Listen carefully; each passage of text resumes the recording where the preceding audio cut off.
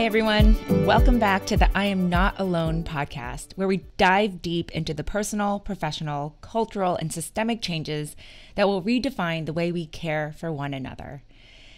So this is the episode I have always wanted to record, but the one I've been most nervous about. Family dynamics are just so complex, uncomfortable, and honestly so scary to talk about, but it's the most common obstacle we hear caregivers coming up against. And when we started this podcast, we promised you that we would be real, we would bring you raw conversations, and that we would push for change. And so this episode will not disappoint you. Today, we're going to bring you a conversation with my older sister, Jen. We talk about our experiences with family dynamics while caring for both our mom and now our dad. And so in this first half of our conversation, we dug into the different perspectives we each had and have on the care we provided to my parents. And since we recorded it, my dad has had a pretty severe infection, which landed him in the hospital, that whole thing. He is home and recovering now, but has just reached a whole different level of care that's needed. And I was going through this in the last 2 weeks, and I actually thought of this conversation. And it really made an impact of how I responded. And I intentionally forced myself to apply all these key takeaways. And I will tell you that it made a huge difference. So I won't jump into all those key learnings just yet, but first, let's listen to this conversation that is totally unfiltered. And I'm not going to lie, it was hard. It got emotional, sometimes awkward. And you'll see that even in the situations where families are just so close, like my siblings and I are, we still run into difficult dynamics, as you'll hear in this talk. And so our intent was to keep it honest and transparent in the hopes that anyone listening could relate to it and see their own family in our story.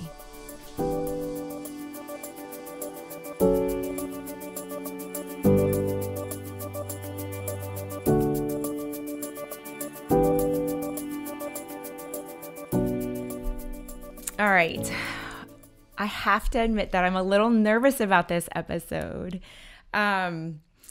We all know that caregiving is intense, it's complex, it's highly emotional, incredibly logistical. There are countless situations where families either get stronger or they completely break apart after a caregiving situation. And so today I have the privilege and the joy of introducing my big sister, Jen. Hi, Jen. Hi, Jess. Hello. I love you so much. And I am so grateful that you're willing to come on and for us to have these vulnerable conversations. This is not scripted. And I think the goal for this conversation is to really just address the common tensions that could occur between family members and siblings specifically as they jump into caring for a loved one. It can be complex, and I think it's one of the number one things that come up when people talk about the tough parts about caregiving, and it's not often talked about. First, let's provide everyone some context here. So, Jen, you are my big sister. You know, growing up, you were always the one, you were taller than me, you were smarter than me, and you were always more fashionable than me. And thank you. You still are. And I looked up to you so much, and I still do. But tell everybody just a little bit about yourself, what you do. Talk about my awesome, beautiful nieces. So I am your older sister. I'm 2 years older than you. So growing up, we were close in age. And so there are sometimes siblings who don't feel very close, but I would say the two of us grew up very, very close to each other. I've always seen you as my little sister. So I'm always here to love you and protect you. And I think that's something that we feel it's a huge blessing to have, because I realize that a lot of siblings don't have that kind of relationship. So anyway, I live currently in the suburbs of Chicago. I'm married. I am a dermatologist, academic. I am on faculty at Northwestern, Memorial Hospital, and I've been a practicing academic dermatologist for the past 15 years. My husband's also a dermatologist, and we have three daughters. The oldest just turned 16, and then the middle is 13, and my youngest is 9. And I work full time, and I also am raising my kids, um, and we just got a puppy. That's right, So little Jax. yeah, And so you're life being a is little busy, humble but there because you are a brilliant physician. You are leading the new skin cancer oncology department or center at Northwestern, right? With top of your field. And so, I mean, just Google Dr. Jennifer Choi and you will see all that she's accomplished. And that's kind of relevant to what we're going to talk about today, too. So I just wanted to make sure that you told everybody just how amazing you are in terms of being the physician that you are.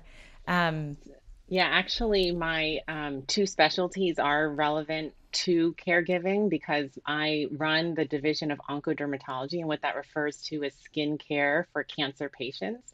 And so it's for patients undergoing cancer treatment. So I'm the one who helps them with reactions to chemotherapy and radiation. And if they develop new skin lesions or really bad rashes, basically, I'm the one to help them to diagnose it and treat it so that they continue their treatment that is oftentimes life giving. It's the only thing that's treating their cancer.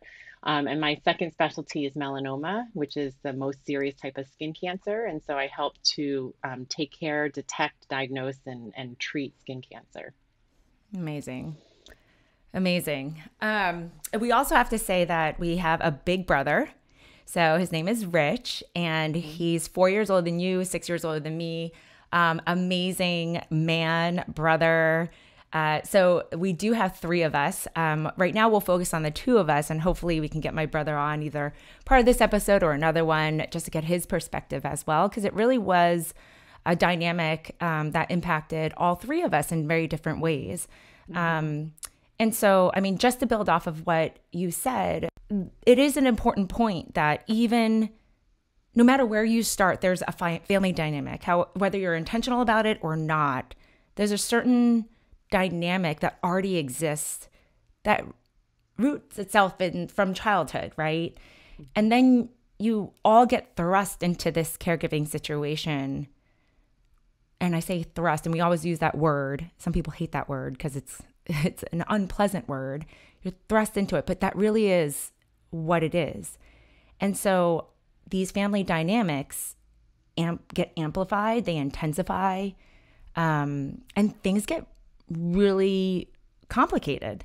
Mhm. And so even though that we had such a strong, and we do have such a strong foundation, what we want to do today is dig into some of these tensions that exist so we can talk about them. And whoever's listening, no matter where you are in that spectrum, right? Hopefully, it's something that will help everyone reflect on it and ask their siblings about it, and just to start that conversation, because you'll realize that it's overly important to communicate. So let's Mhm. dive into that. So first, I mean, I do think, I've talked about my personal story of being a caregiver for mom and now dad a lot, but give us a little bit about your perspective.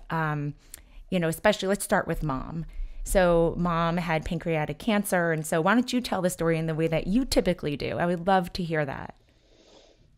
So when mom was first diagnosed, we were living in Connecticut, and so Connecticut to New Jersey is actually close, which so for the first 5 years of her cancer journey, I was close, and I basically am the only medical person in our family. So from the very get-go, I took on that role as the medical person to kind of make sure that she was getting the right treatment, make sure the diagnosis was right, kind of always having them text me a copy of the imaging report and the lab results so that I can interpret it with them. And then going to all the doctors' offices and actually calling the doctors and getting on the phone with them. But, essentially, um, mom's story is that she one day called me out of the blue saying that she was really, really itchy and that she was itching all over. And so I said, "What? Like, how long has this happened?" And she was telling me that it had been going on for the past 2 or 3 days. And I asked her if she had a rash, and she basically said, no, I'm just itching all over with no rash. And so, actually, as a medical dermatologist, my first thought was, oh my gosh, we have to check her labs, because I knew that itching without a rash could be a sign of internal disease. So I was the one who actually ordered her labs. She went to an outpatient lab center. And then, as soon as she got the results, they got texted to my derm office. And I basically saw that her liver function tests were 10 times normal. Her bilirubin levels were 3 times normal. And I knew that something was wrong. And so I basically said, Mom, you need to just get to the ER now, because something is wrong. And she was so uncomfortable. And then and then from there, she got, a CT scan, and they found a mass. And then essentially, then she had a biopsy, scheduled. And this all happened within a matter of days. And, I remember the day when Mom called me saying, like, Jennifer, they found out it's cancer. And then when you hear pancreatic cancer, it's still one of the worst diagnoses, in the sense that there's still not a great treatment for it. And so I essentially automatically thought, wow, like, she has probably 6 to 12 months to live. Although I didn't tell them that. And I dropped everything that day, and I got in the car, and it's about a 2.5 hour drive to New Jersey. And so, um, but anyway, so, that's kind of the story of her diagnosis, and then, like, everything. So, it truly is a miracle that she survived 7.5 years. Most people really do only survive like a year.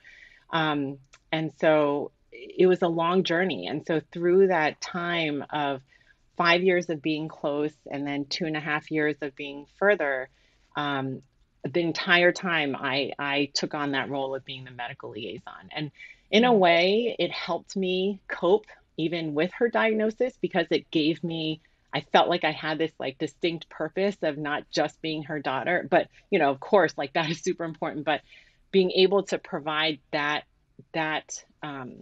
that help, I think, is invaluable in terms of having a medical person in the family. So I was so happy to provide that. And I think it helped me personally to cope with her illness. I mean, your role in all of that was critical. I mean, it even inspires us now as we think about the solution and say, most families don't have a medical professional in their life, everyday life, right? And you really did navigate all of that. It's interesting how you use the word medical liaison. And, so one of the things that we always talk about is that we don't call ourselves caregiver. So at that time, and or now, as you reflect, would you call yourself a caregiver? Or would you have called yourself a caregiver? Were you a caregiver for Mom? That is actually an interesting question, because I think, um, I think most people, when they think of the word caregiver, they think, oh, the person you're caring for has to be living with you. I don't know. That just seems to be like the default understanding of when you say, oh, I'm their caregiver. Or is it, not necessarily that they're living with you, but you're the one who's, like, essentially going to their house every day, or, that kind of a thing. So because it wasn't like that, I guess I didn't see myself as a caregiver. I rather saw myself as a daughter who also was, like you said, like a Medical medical liaison, liaison. or, her advocate, or, that kind of a thing. And I always just thought Dad was her caregiver at the time. And then later, towards the end of her life, that you became her caregiver. So that's interesting. I don't think I ever used that term for myself. It is interesting. And I don't know if we're going to totally resolve that right now in this conversation, but I did look it up, and there is a remote caregiver, and it's technically defined as someone who is responsible for the care of somebody, but lives 1 hour or more away. So it does still have the fact that you are the caregiver, but you don't live near, or like, you know, you don't just pop over because it's a 10-minute drive or something. And so I would say that you were the remote caregiver for mom at that time. And what's so interesting and what you remind me of, because when I think about all the care with mom, I think about the intense last, 2.5 years where, I was her primary caregiver with dad, right?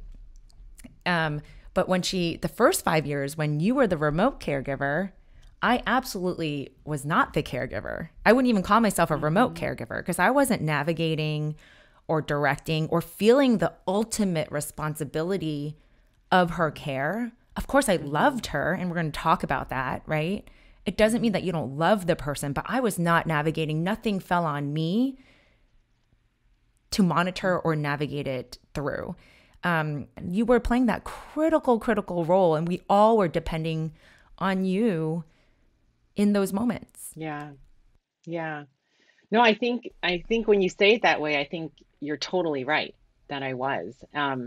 Because every medical decision was made through me, basically, because dad was too close, Yeah. and you know, he's a physician also, but pretty much like he's almost too close to make those decisions. So you're right, I was, and I think about situations in which, a friend of mine is caring for her father who's in a different country, but she is now the primary caregiver. And it is true that she is the caregiver because the decisions are being made. She's helping making all the arrangements, all this stuff. And I think you're right. You can totally be a caregiver remotely. So now, for the first time, embracing that title or that role, how does that make you feel? Um, I mean, I don't think, I think when it comes to mom, I don't think it makes me feel any different in that, I still, I everything happened the same. Right. But I don't know. I guess maybe it kind of gives you this realization that um, you you played that I played a role. Yes, I mean, yes, that was critical, and that was part of the caregiving. Yeah. Yeah. I mean, that's what we always hope for, is that, by giving and embracing that name, it does give Hmm. you a deeper sense of recognition Hmm. and purpose, and it just solidifies it, right? Hmm. And then it gives you that energy or that determination to continue to do it or to have valued it. And so I Yeah, don't know. I Yeah, can I see totally know that. what you mean. But even when I said it to you, and this is the first time we're ever talking about this, Hmm. I even the way you kind of like sat up a bit, and I could tell you were like, yeah, you're right. I was the remote caregiver. I mean, when it came to mom being her remote caregiver, um, and look, I'm embracing the term now. Yes. Yes, sister. Um, I think, there weren't times where I like felt alone per se, but I felt pressure. I mean, definitely there were times where I'm like, oh my gosh, like I'm the one who has the most medical knowledge, and I need to make sure that she gets the right treatment. And so like there were times where I'd be like looking at the literature, seeing if there are like clinical trials, and like my husband Jay, he'd be also calling his friends at his other medical institutions, finding out if there are clinical trials. And so like there was definitely this pressure of like, okay, I am playing this role, and this is what this is just me. Like nobody else can provide this. And so that pressure of like, I better do the right thing. And so there was definitely some of that. Um, Now let's like jump to dad though. So this is interesting, and I think this will go deeper into a tension that I think does exist for siblings, right?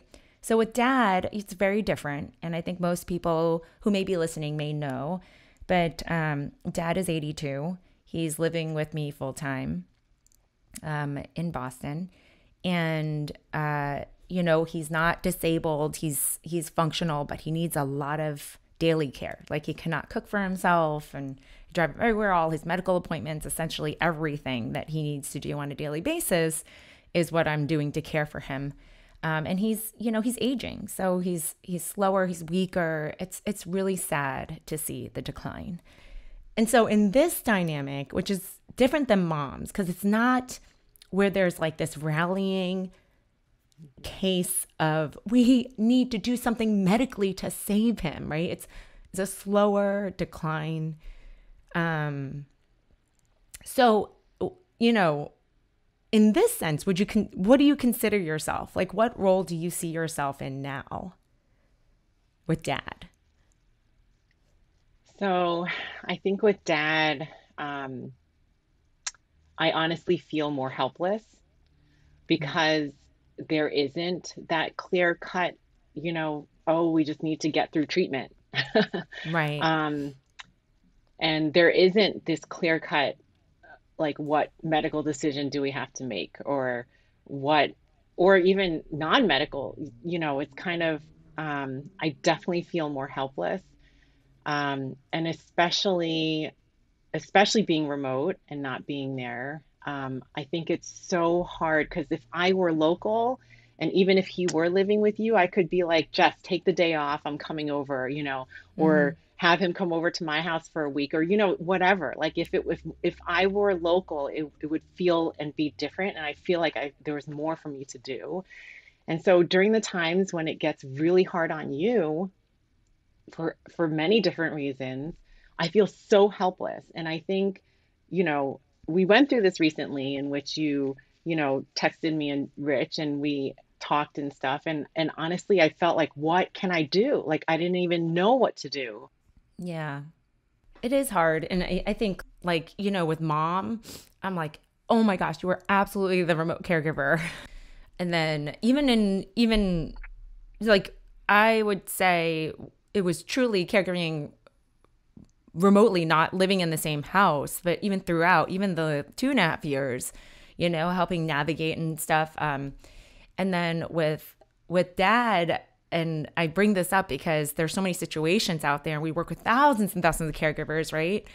With dad's situation, I'd be like, hell no. Like, you cannot call yourself a caregiver, because that then discredits all that I feel like I do feel more weight in it. But I bring this up because I think that is why I think siblings do get annoyed or pissed off each other, or there's bitterness, right? There's like this same sense of ownership, but definitely not the actual practical sense of what they do.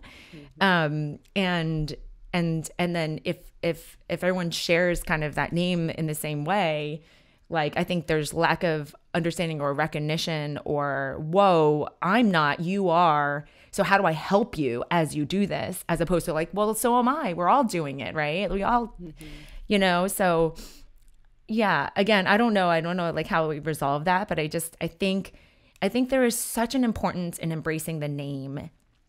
And, whether, and in these two situations, they're different. And sometimes it's so empowering. And then sometimes it could be so depleting for someone or the person that is doing most of that care, which then goes into how you practically support them, And it goes into this whole second tension of confusion and roles. So whether you call them caregiver or not, or whatever the situation is, we tend to think it's kind of this all or nothing concept, right? So if you're a caregiver, it's all. And if you're not, it's nothing. Because what am I going to do? I'm helpless. I'm not going to do anything. It's all on you. How do I support you? But I'm not going to take ownership, right? Yeah. I have to just tell you that you sent me an air fryer, which is so random. You sent me an air fryer one day, and I think it was like early on, the pandemic hit, dad moved in with me, and yeah, I just had a lot of things and a lot more meals to prepare and everything. And you just sent me an air fryer. I'm like, this is so random. And I was excited about it. But anyways, I use it almost every day right now. It's like now out on our counter. And so I think about you all the time. And it's just like that one thing just made me feel so like you're helping me every day because you sent me that. And like, those little things really matter. And so when I feel like that unfair, it's like unseen, you have no idea what it's like every day. Like little gestures like that, as silly as they are, they're not silly. They actually make a huge difference. And so if you are kind of a sibling that's maybe in a moment or phase of being more remote or not daily care for whatever reason, you can't help that. But like, what can you do? I don't know what else. Is that what you thought of when you sent me that air fryer? Like, what went through your mind? Well, it was like early in the pandemic and we discovered the air fryer. So we're like, is this like really, do I need one of these? And so I got it and we're like, this is amazing. And I literally was just like, you know what? Jess needs one of these. And so I sent it to you. Oh, But because I work full time, it's not like I can just take off 2 weeks and then come to your place and just relieve your duties. So it makes it really hard. well, that time when when Dad was in the hospital just, a couple months ago, and, obviously it's unexpected. And I remember having, I started playing golf a little bit to get some mental stress out. And I had that Saturday, I had like my first, amateur, tournament or whatever. And I was, typically I have to cancel those things, right? And you came and you were just like, just go. I got it. Like, I'll be at the hospital. And I felt a little guilty, but you're like, go. And I went, and it was awesome. And I was so grateful. And it felt like respite. It truly felt like, wow, for once I don't have to like cancel things and move everything around and then be in the hospital all day. And so, I think a lot of times, yeah, like when, you go visit, sometimes you're visiting and then you want the caregiver to be there because you want to visit the caregiver too. But, when you were just like, just go, it really did feel so relieving. Yeah, when I made that flight to come out, I think I remember texting you saying, "Hey, like, should I come out?" You were like, "No, you don't need to." And then I basically made my flight and then didn't even Right. tell you I got on the plane. And then when I landed, you were like, "Are you here?" I was like, "I'm in the airport. I'm taking the Uber to the hospital." And you're like, "What?" So Oh then, my gosh. but yeah, so I think it's one of those things where like, in the times when I can, I will just drop it and then just come and try to help out. And it's true that when I was there, it doesn't make sense for the both of us to like sit in the hospital at his bedside. So it's like absolutely like made me happy that you were off doing whatever you wanted to do, even if it were Yeah. for just a day or two. No, I mean, that was so huge. You know, when you have siblings who are involved in the care of a parent or somebody, it's kind of, I think, really keeping in mind that we need to be patient with each other and to have grace towards each other. I think that's also like you towards me and Rich, because I Mm-hmm. think sometimes you feel like we should do more, and then sometimes it's almost like I don't know what to do or how can we do it. And so, it's also this tension of like I would never want you to become bitter at us. Mm-hmm. And that is one of my big fears is that, and that is something that can happen is that when there's so much weight on the primary caregiver, I would never want you to become angry with us. But, I think it's natural that that would happen too. And so, so as somebody who loves you and as somebody who loves Dad is always supporting you and allowing you to vent and allowing and like whatever I can do to help support you as well. So, it's hard. It's so hard. Mm-hmm. Yeah. It is hard. And I think, like, the greatest piece of advice that I got from, I don't even remember who told me, but I think it was a social worker, uh, during one of the hospital visits. And she was like, give people specific tasks. And of course, coming from business, I was like, oh, let's give them titles, right? And so Mm, it's instead of this all or nothing, meaning you have to do all aspects of the care. And we talk about what that entails, like everything from logistics to medical liaison to advocate to the physical care to the mental care to everything, finances, all of that. We think it's all or nothing, but instead it's break those things apart and literally give people titles.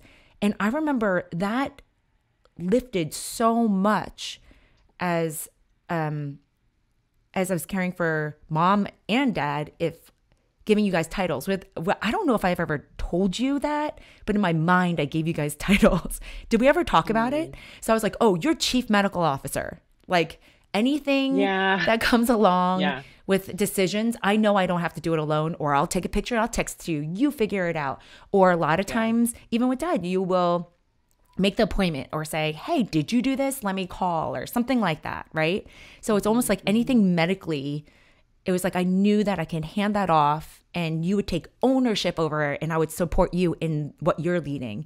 And then with Rich, because he's so great with finances, right? He's in the finance industry. He's just so organized. I remember being like, oh, he's chief finance officer. He's CFO. Like, you know what? Tax bills are coming in. Rich, you figure it out. Can you call? Because whether you call or I call, it doesn't matter.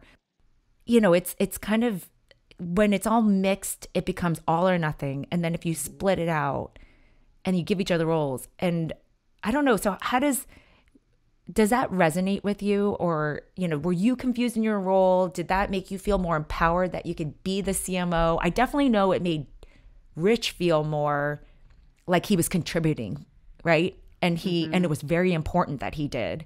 And we relied on him. And then I got less bitter because I was like, he doesn't have to do everything, but he's doing that, and that's super helpful. So what are your thoughts on all of that? Any of it, all of it? Did you know that you were a CMO of our family? No, I do remember you saying that at one point, and I was like, yeah, of course I am. But you know, the always the first thought that comes to my mind is I'm so thankful I'm not an only child, because I know there are so many only children who then have to do all of that for their, you know, aging parents or sick parents. So number one, I'm so thankful that we have each other. And I think splitting the roles like that based on our, you know, our strengths or our abilities, I think helped tremendously, because exactly like you said, it helped to kind of just relieve kind of feeling like any one of us is carrying everything, and that and I think it made it easier for each of us to like know what role we're playing and to make sure that we're fulfilling that, and knowing that every single one of those was so critical. I think it helped a ton. Yeah, and so yes, 100%. I think that is so tremendously helpful. Yeah. I mean, I think as you say that, I feel guilty in what I said when you're like, I'm like, you're not the caregiver. You know, I was just kind of trying to represent the fact of, you know, names matter and it's up to each sibling. And I think and the reason why I feel guilty even saying that is because I know that, and dad reminds me of this. I think this is a huge other point, that no matter what role you play, it doesn't mean that your love is greater or lesser than the other. And I think, but that is often what causes the bitterness, right? Is like, hey, I'm doing all this stuff.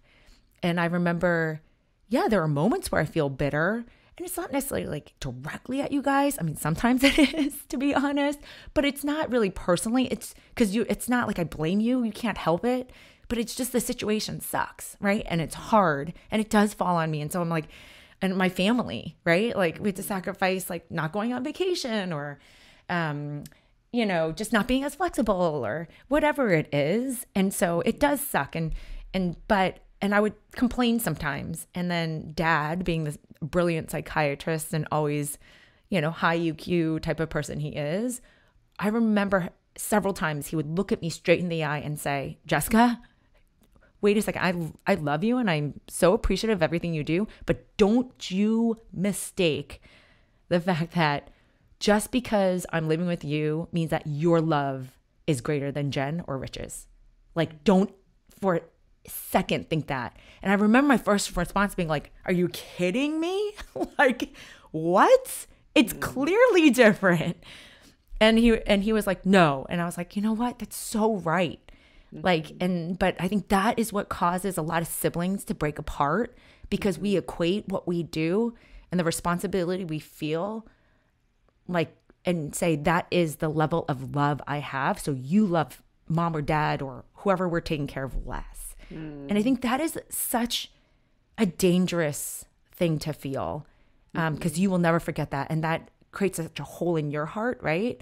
I don't Mm-hmm. know. Did you ever feel like I felt that way? Be honest. Or like, when I say that, what do you think? Are you like, hell no? Like, of course your love isn't greater. Um, I I I totally feel like because you're taking on most of the burden, that you see yourself as you're taking on all the burden, and that you guys are doing totally not as much, and and that your love is greatest. I do feel like you Mm, feel that. And mm. that's why it makes me emotional, because I don't want you to feel that. But I feel like I know that you feel that, Jess, because the day in and day out is so heavy on you, that I can see that naturally you would feel that. And as your sister, it makes me really sad because I know that you feel that.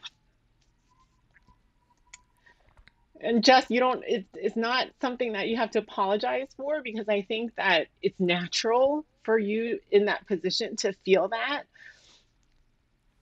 But that's why I do feel like there's definitely times when you are telling me and Rich, like you come to us out in anger, and I can tell you're angry, and I can tell you're frustrated, and I can tell that you feel like we are not putting in our fair share. That, I mean, I don't feel that. I don't know what I feel. I definitely know what you like. I definitely come off. Um, I don't feel like it's fair sometimes. Hmm. That's what it is. But when dad said, like, don't mistake, like, your love is no greater, I totally agree with that. I want you to Hmm. know that. Like, it's, we can't compare our love. And I Hmm. know, I would not doubt that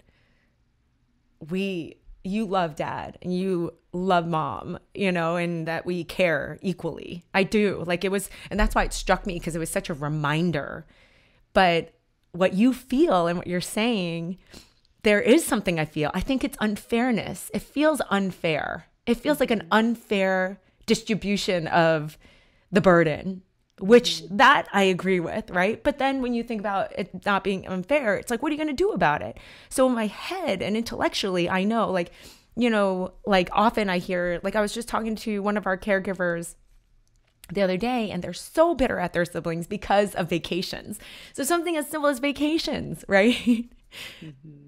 Intellectually, you're like, well, why shouldn't you go on vacation? Because you don't have this daily care. So I'm happy that you go on vacation. But for some reason, I feel that's unfair to me sometimes, because our vacation planning looks very different. We're very limited. Or I have to coordinate and pay for care when I go away for even a weekend, right? If dad's not going to come with us or something. So there is an unfairness that I think is true. Hmm. But I think that's why I'm bringing it. I think being more specific and talking about it also helps all of us cope with it, because I used to think my love was greater. But now Hmm. I realize, hell no, that is not. Sorry, I keep saying hell, but like, it's just like a strong no. That is not true. And we shouldn't think that. But is it unfair? Yes, it can be unfair. So then it Hmm. brings me to like going back to like the all or nothing. Then where can we help? Like, I think, the other thing that, attention, just to kind of address a lot of these things, is, just feeling alone. Obviously Iona Care stands for I am not alone, because I think that has so many meanings in, various places in this whole journey. And for the primary caregiver, that tends to be a little bit more straightforward, where, there's so many hidden daily little things or Hmm. burden, or I don't know, ups and downs that, I don't even feel like I want to talk about, but it's there and it all adds up. So I feel so alone in it. I think the biggest thing sometimes that I realize is, when you feel alone and then you share things with your siblings, um, people either want to try to solve it, or, like, or they feel like, well, what am I going to do? So I'm either like, I know what to do and I'm going to solve it for you, or what can I do so what do you want me to do? Like, and so I think that's another, outside of us, just like a tension that a lot of siblings feel during caregiving situations. It's like, stop complaining. Like, just, like, why do you keep telling me this if you don't let me help you? So either let me help you or just shut up. There really are no clear answers a lot of times, but when you're feeling that you're the only one experiencing, seeing what you're seeing, feeling this sadness, that's what causes deep isolation and depression and just the true feeling of I am not alone. And so, I think the most helpful thing has been, you talked about it, I think it was just like a week ago or something, where, Dad was kind of declining in a certain way. And I just texted you and Rich and I vented. It may come off as anger. And then I remember you guys trying to solve it. And what do you want me to do? Oh my gosh, give me this phone number and I'll call. And Rich was like, okay, then I'll come up and this and this and this. And honestly, I appreciate that. But part of me was just like, just stop. No, like he is where he is, but I just feel so sad about it. And I just need you guys to listen to it. Like I can't carry the emotional burden of this alone. And I was just trying to, share that with you guys because it was so much emotionally to handle.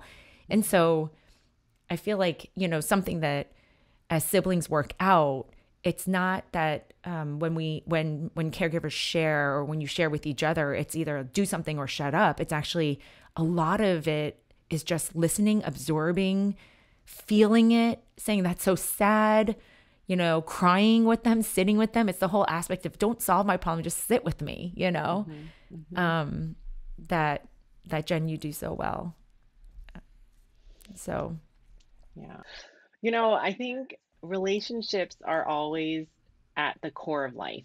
Like life is about people and relationships. And so, even when it comes to caregiving and relationships with siblings and relationships with who you're giving care for, like they're always dynamic. And so, a broken relationship can be, repaired, and weak relationships can actually become stronger. And at the same time, strong relationships can become weaker. And so I think our actions and our intentions are so important. And I think during really kind of trying times that may crush people, I think if we always keep in mind what we want in terms of intentions and relationships, and we want them actually to become stronger, then we have to act with that in mind, right? And so I think even very trying times can be opportunities for relationships to grow stronger. And I think as siblings, through mom's illness and her passing, and through dad's illness now, like we can make it our intention for us to become stronger as a family. I love what you just said. I think that's gonna, like, oh gosh, there's a whole blog post around this, but it's like going into this with intentions. I love that. I think that is so strong. It's like going in saying, say you get thrust into it, there's a diagnosis, there's an accident, coming together as a family in those moments and say, you guys, you know what? We're going to get stronger as we do this. And to start with that, I think would be so powerful because it kind of puts everyone's mindset into, yeah, it's going to be tough. Yeah, there's going to be complexities. There's going to be ups and downs and crazy decisions that we have to make. But our intention here is that we're going to get stronger. I love that. I feel like we should embrace that even now, right? Don't let things just happen and dynamics happen, and see it in these micro moments and micro conversations and micro texts and tensions. But like as a whole, we're going to get stronger. Gosh, that just like, I feel so empowered when you said that. I love that. Yeah. I mean, we had some, awesome times too. I think it did make us stronger, I think. And we're still going through it, but I'm grateful that you and I are just so close and open, and that we can really hash through these things and be honest with each other.